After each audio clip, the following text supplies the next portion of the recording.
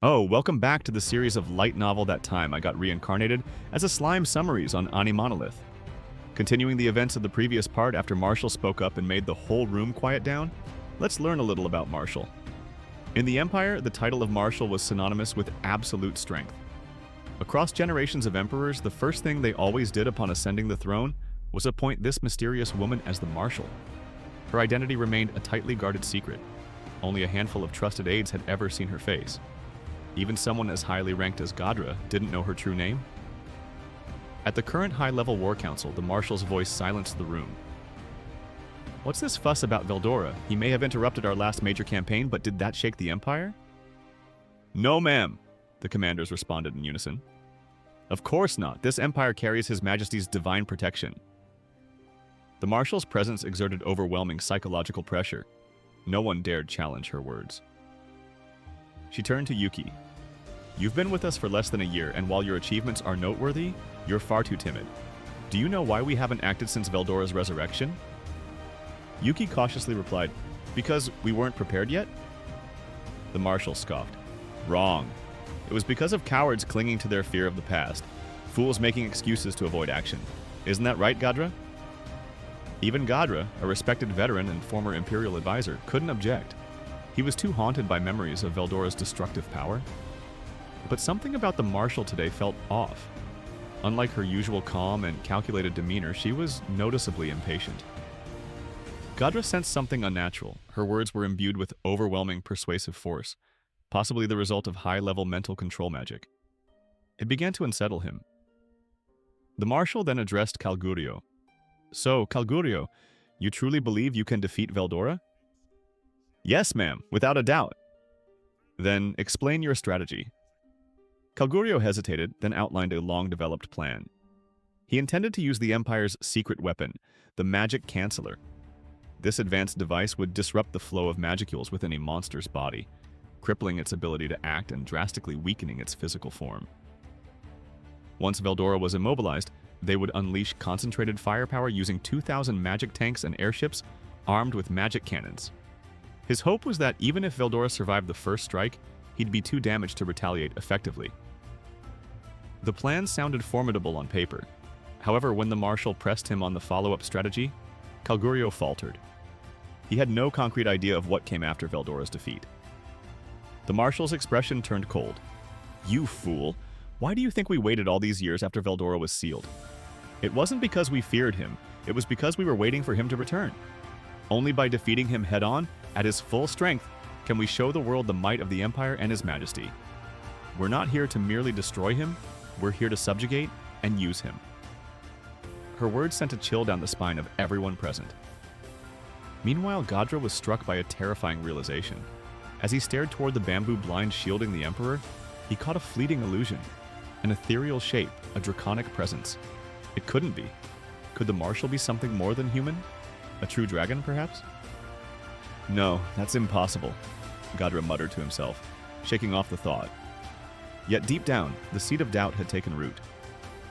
Amidst this suffocating atmosphere, Yuki suddenly stood and addressed the room. I would like to present my own strategy, he said coolly.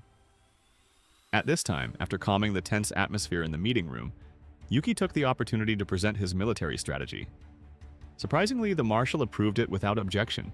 According to intelligence gathered by Imperial spies, Rimuru's forces had dispatched a division to garrison an inn-town at the junction of the Amald River and the Jura Great Forest, marking it as the first line of defense against any invasion into Tempest territory. Yuki proposed that the Armored Corps accompany his own mixed corps by advancing along the Amald River. While this would give Tempest the impression the Empire was targeting their garrisoned town, the real objective was far more ambitious, a surprise assault on the heart of the Dwarven Kingdom. Though Dworgen's fortress was renowned for its impenetrability, Yuki believed it would fall under the Empire's devastating firepower, especially with Calgurio's 2,000-strong magic tank division. Once conquered, the fortress could be repurposed as a strategic defense point against Tempest, flipping the battlefield advantage.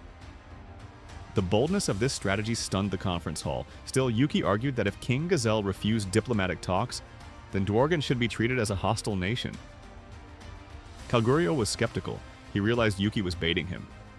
Any fortress the tanks destroyed would be unusable afterward. and provoking Dwargon would surely draw Tempest into battle as well, but confident in his million-strong armored core, Kalgurio welcomed the idea. He abandoned his original plan of pushing straight through Jura's forests, understanding that its terrain, familiar to Rimuru, would neutralize the Empire's numerical superiority. Instead, concentrating all forces at Dwargon for a decisive showdown made sense. Kalgurio also seized this moment to officially request command over the Labyrinth campaign. Thus, part of the armored core would strike at Tempest, while the rest attacked the Dwarven Kingdom. A bold move, but in truth, he was walking right into a trap. The real objective of Yuki and Gadra all along had been to lure Kalgurio into focusing on the Labyrinth. After assigning Rimuru and Veldora to Kalgurio's forces, the Marshal pushed further. She ordered 100,000 troops from Yuki's mixed corps to defend the capital and apply pressure on Dwargon from the east. Meanwhile, Gladium's 100,000-strong Magic Beast Corps would bypass Jura entirely, airlifted by the Empire's advanced airships, and invade Falmouth, pushing on to seize Ingratia's capital. Though disappointed that he wouldn't face Veldora directly, Gladium was intrigued by the possibility of clashing with the Holy Knights in Hinata Sakaguchi. With excitement swelling throughout the hall, Emperor Rudra finally issued the formal edict for war. The Empire's simultaneous three-pronged invasion of the West had officially begun. Everyone believed the disorganized Western nations would crumble quickly before the overwhelming might of the Empire's elite corps. The council adjourned with spirits high, convinced they stood on the brink of swift, glorious conquest. On that day, the imperial edict to start the war was issued. At long last, after centuries of slumber, the behemoth was raring to show its claws once more. After the tense Imperial War Council, Yuki returned to his office, breathing a quiet sigh of relief. The Marshal's unexpected interference had forced him to tweak his plans slightly. Originally, he had intended to use Vega, hidden within the armored core, as a frontman for a coup d'etat. Vega would take the fall if things went south, while Yuki's forces worked behind the scenes to seize power. But with the new developments, Yuki decided to shift tactics. The mixed corps, still under his control, would now move directly to capture the imperial capital of Nazca. Fortunately, everything was falling into place.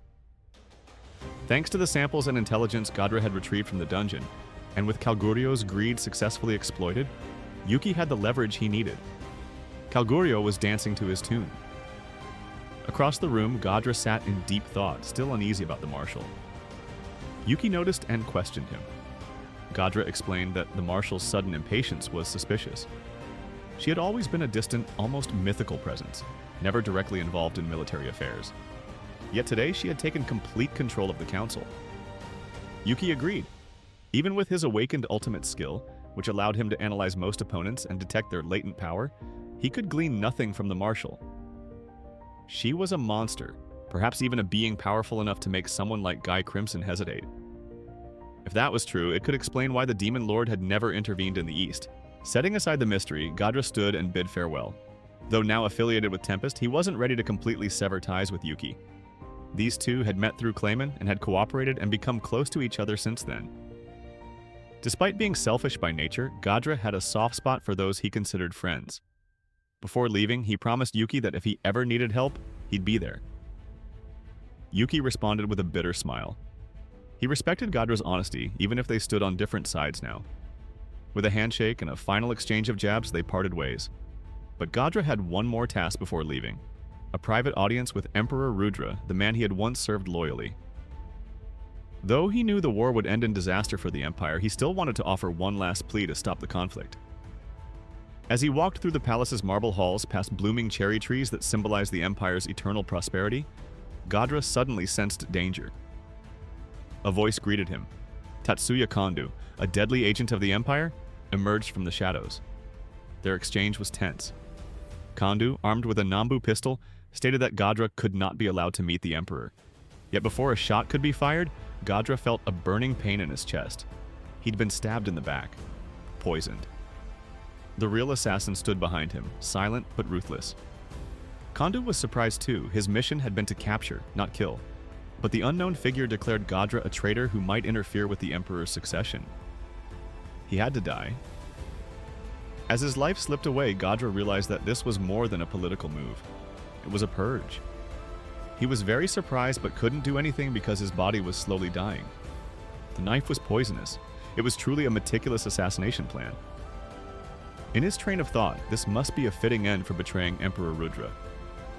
Still, Gadra had planned for this. With the last of his strength lying beneath the fluttering petals of the eternal cherry trees, he chanted a spell he had prepared for just such a betrayal. And then, everything went dark. The video ends here. Thank you for listening. Goodbye and see you again in the next videos of AniMonolith.